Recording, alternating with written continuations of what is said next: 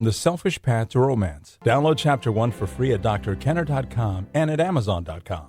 I really wish you'd tell me about it. Well, if you must know, it's me love life. Really? You've been seeing a man? Only when I close my eyes and concentrate. Now, I dated a lot when I was dating, before I was married, and I enjoyed it. But what do you do on a first date? If you're out there thinking, oh, I'm in the dating world and I'm meeting this guy or this gal for the first time, how do I deal with that? Well, with me today is Dr. Don Kieffer. He's a clinical psychologist and he's the department chair at New England Institute of Technology, and he's in the psychiatry department at Rhode Island Hospital. He's had his own matchmaking service, which is unusual for a psychologist, and he's given workshops on becoming your own dating coach. Welcome, Dr. Kieffer. Thank you. It's so good to have you on. Now, on a first date, if I were someone coming to you saying, I am anxious as all get out, this is the first date, what advice would you start to give me? Well, the first thing would be to make sure that the way that the first date is structured is done in a way that for maximum comfort. So I always tell people to arrange it in a way to keep it short and sweet.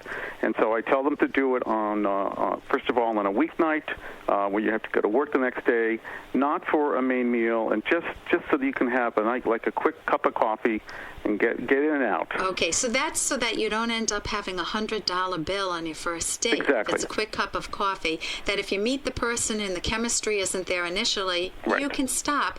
Plus, there's no excuse to go to 3 in the morning if you've got work the next day. Exactly. And okay, I really encourage them not to put a lot of value in the actual, everything said during the first date. There's a lot of nervousness and anxiousness, and just because, the way people talk, they do it just impulsively, and it's not necessarily who they really are.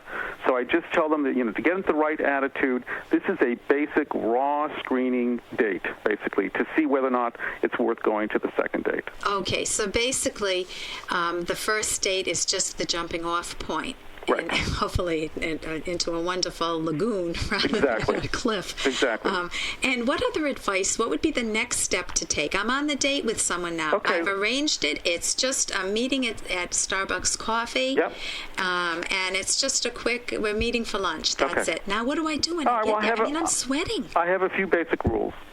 First of all, I really encourage people to watch how much they talk.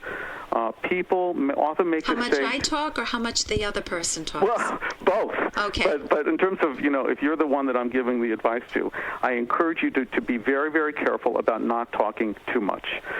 Because people sometimes, out of nervousness, they just keep talking. And if they're uncomfortable with silence and maybe the other person is shy, they'll just keep talking and talking. And it's good for you to definitely, you want to show that you know how to talk, but you don't want to have a huge imbalance in conversation, because so often I have people tell me in my counseling sessions when they're reviewing a date, they say, I could not get a word in edgewise.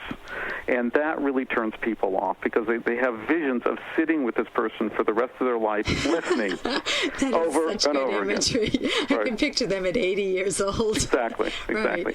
So instead of talking, one of the things that you want to make sure that you do is you want to ask them questions.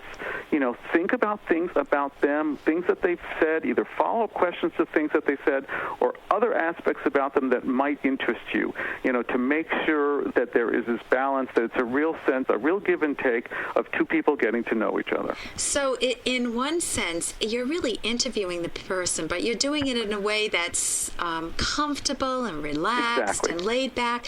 But if all you talked about was the weather, you would not know whether this person is a candidate as a soulmate for a potential soulmate for you. Right. So one of the things is to watch what you called in a workshop that I went to that you gave, the balance. How much are you talking? How much is the other person talking? Right. Make sure not to talk too much. Exactly. And also make sure to draw them out. If they say, oh, this has been a rough day, what would you say to something like that? Right. I said, well, what's happened to you today? You know, you sound like you really had a rough time. Oh, work was really rough. Yeah. What kind of work do you do? I'm a psychologist. No wonder. My work, and no wonder. No wonder. So now one of the things, though, you know, it's not only quantity of conversation. The next rule of thumb is the quality of the conversation. Okay. So you need to be careful about not. Hey, I got to interrupt this because we've got to pay some bills. 30 seconds. That's it. A very quick ad, and then Ellen will be back. Romance. Ugh, I wish guys knew more about what we want from a relationship.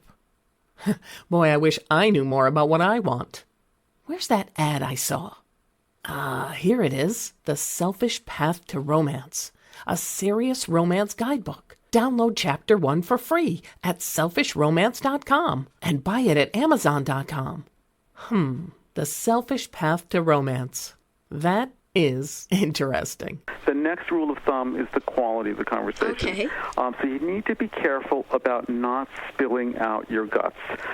Self-disclosure is important because you want the person to know that you're willing to give of yourself, right, but you don't want to overdo it. And this is something that is a very, very high-risk thing for people on dates. They often end up pouring their hearts out because maybe it's the first time they've had a chance to talk to an adult in 3 weeks or something.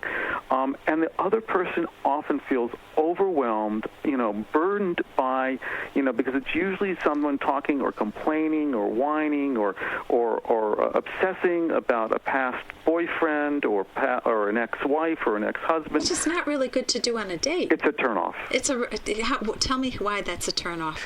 Because people are looking to moving on in their lives. They don't want to have visions of having you replay your whole past relationship. They want to start with you anew. They want to build a life with you. They don't want to be doing a lot of repair work, basically. Mm-hmm. Okay, so they're not looking to mend you. They're looking to have a companion to enjoy their life with, a buddy, right, a friend. Right. And the bearing your soul, I remember going to a conference once, and we were just at random tables, and anyone could sit down at your table. Yep. And a woman sat down at our table, and she said, "Boy, I was sexually abused as a child." Yep.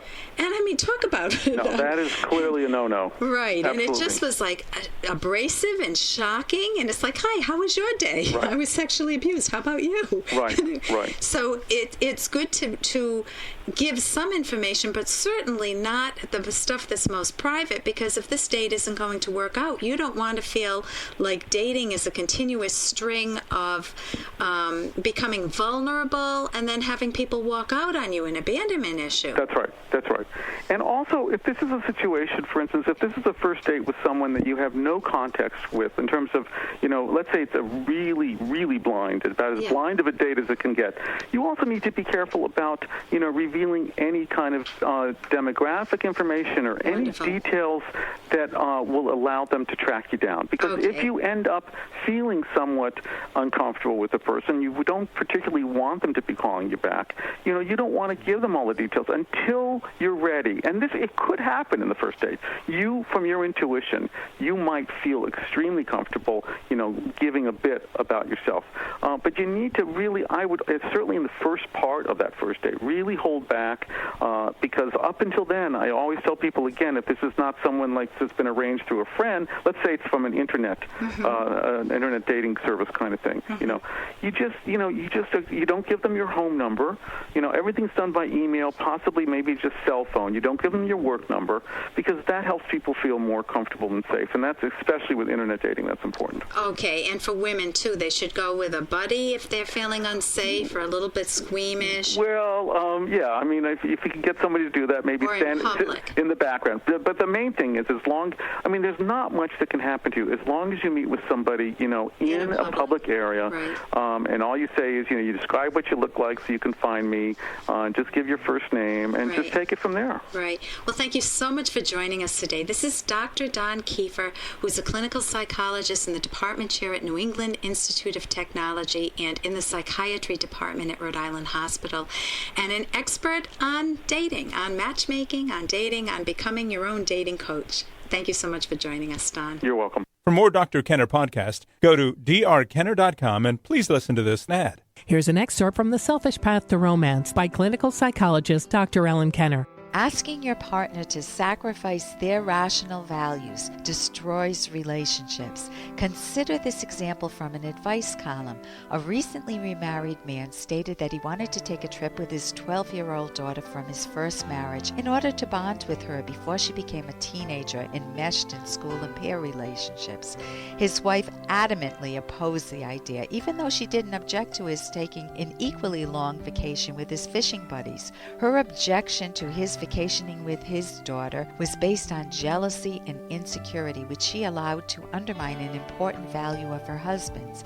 If she truly loved him, she would not only permit but also encourage him to take the trip because it was important to him. This would have strengthened their relationship. You can download Chapter 1 for free by going to drkenner.com, and you can buy the book at amazon.com.